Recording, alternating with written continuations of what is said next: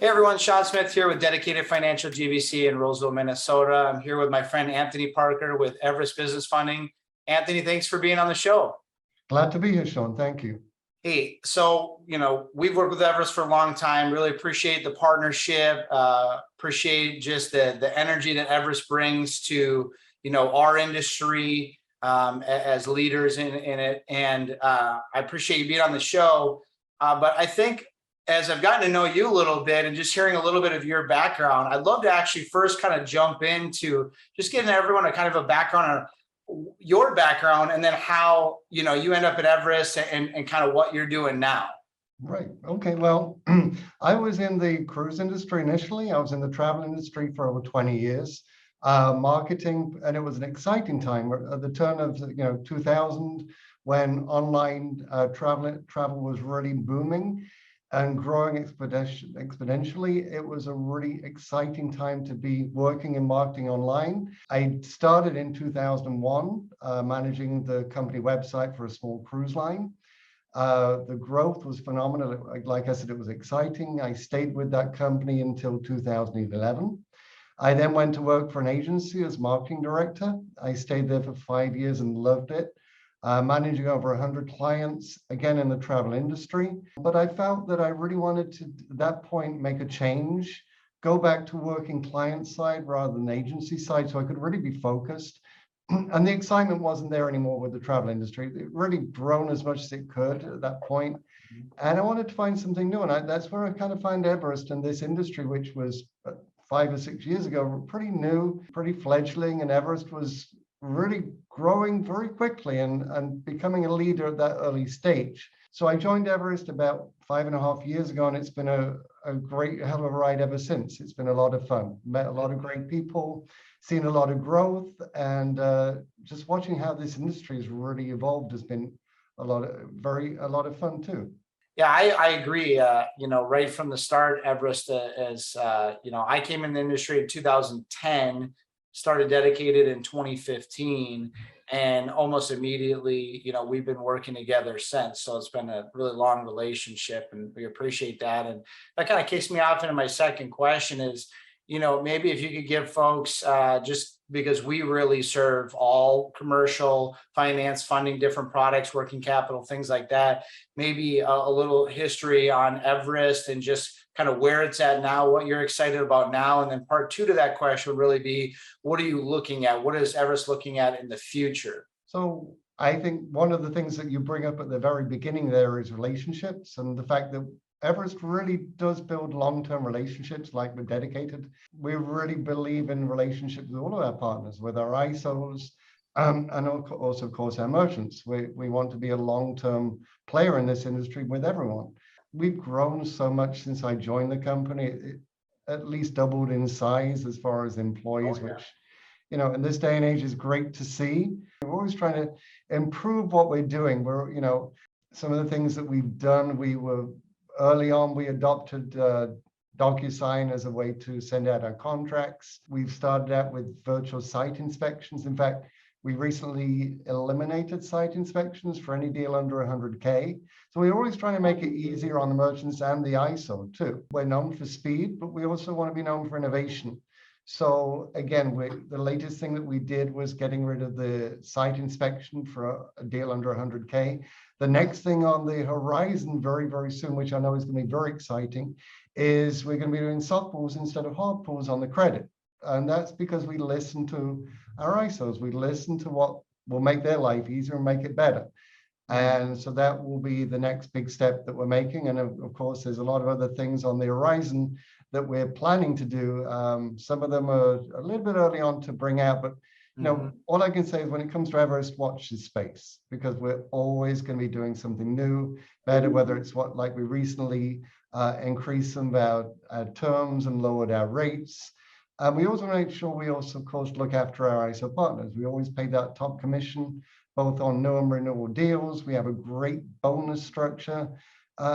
So that's one of the great things about working with Everest. And when you're marketing, it's an easy sell, because Everest really tries to make everything as user-friendly as we can. And, we realize that our ISOs and all our partners are important to us. So whatever we can do to make it easier. That's what we're trying to do.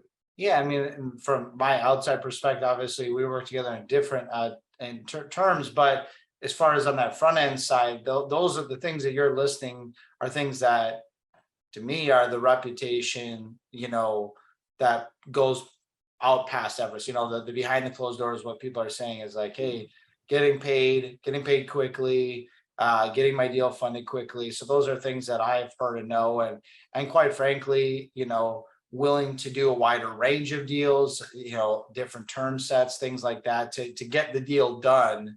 I think there's a lot of people that live in a very small box, and that's just what they do, right? And Everest is kind of known for, I think, having a bigger box and being able to get the deal done maybe faster and when others couldn't. So from my outside perspective, I'm not on the funding side like you are, but it's definitely the reputation out there. What do you see is from maybe like a regulatory environment is on the horizon for this space? Do you think that's something that's not a hot button right now, or something that is? And I ask this kind of in tandem with, Everest is very active in positively advocating for the industry in that space. And I know you're involved with that to some extent. And so maybe you could touch on that a little bit about why Everest is so involved, the RBFC, things like that. Anything that's on your mind in that kind of range too. Yeah, you hit on a good point, and an important point too. Of course, the industry is new, it's so fresh, and there are people out there to making regulations, and we want to be behind that rather than we want to be a leader rather than a follower. So when it comes to regulations coming in, and they are coming and will come in, we want to make sure that we're at the forefront, and we are working with our partners to make sure the regulations that do come in place make sense, are fair, and work for everyone. We know there's been bad players in the industry over the past. We want to make sure those bad players are weeded out, and the industry gets a good reputation and maintains a good reputation. So Everest is very much involved in working with the RBFC and the Funders Forum events that we attend to really make sure that we're at the front of any legislation rather than being behind it. So yes, there will be legislation coming in. We've got lobbyists, etc. We want to be on top of that too. Yeah, I know Everest was a big leader at the recent Funders Forum at the Diplomat Hotel. And for all those who don't know, the RBFC is a revenue-based financing coalition that is really advocating for positive regulation and also hosting in partner with other leaders in our space, the Funders Forum Conference, which the next one is slotted, and Anthony, you correct me if I'm wrong, but I think it's March 8th of 2023 at the Diplomat in Hollywood, Florida, just north of Miami again. Is that correct? Absolutely. Yes, it is. And it's going to be a lot of fun. It's thefundersforum.com if anyone wants to check it out. We're already planning the event. It's going to be bigger and better than last year. It was a great venue. Everyone that came had a fantastic time. Sean, we know we raised some money with you for charity, which I'm sure you can elaborate on.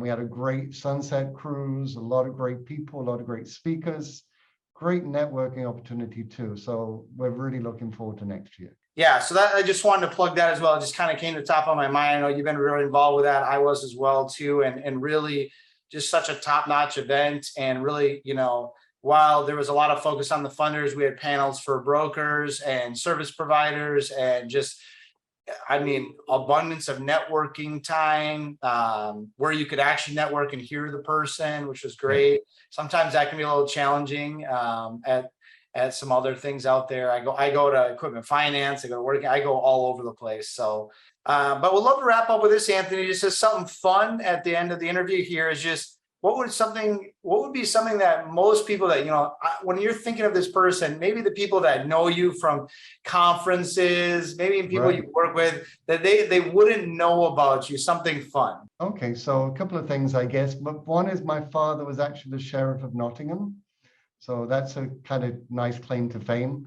That was a one-year civic post in 1997. So that was a lot of fun. I got driven around by a limousine for a year, and they had a lot of events in the city. So that was a lot of fun when I was younger. And then I guess another thing, my very first job when I was 19 was in a circus in Costa Rica. So couple of fun facts there that maybe that's another story. That's how I can. Again, I knew this before we started the interview, and that was why I was excited to have you on. And now it's just motivating. I'm gonna be next conference. I'm gonna be grabbing you aside and saying, "All right, you gotta tell me about this circus stories and more about Nottingham." I mean, that's incredible. That's like right out of Robin Hood, right there. Yeah, a lot of Robin Hood stories there for sure. Wow. Well, again, thank you for taking the time to be on.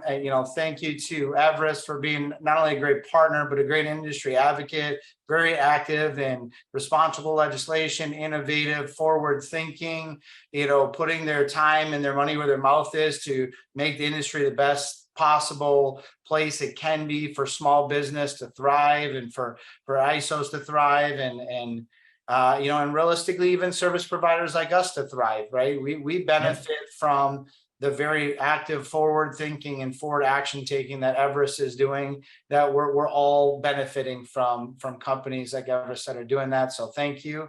And thank you for taking the time for being on the show. Thank you, Sean. It's a pleasure. And I look forward to seeing you again soon. Take care. Yeah, we'll see you soon. And thank you guys for tuning in. And we'll put another one out next Monday. So please tune in. And as always, thank you and God bless.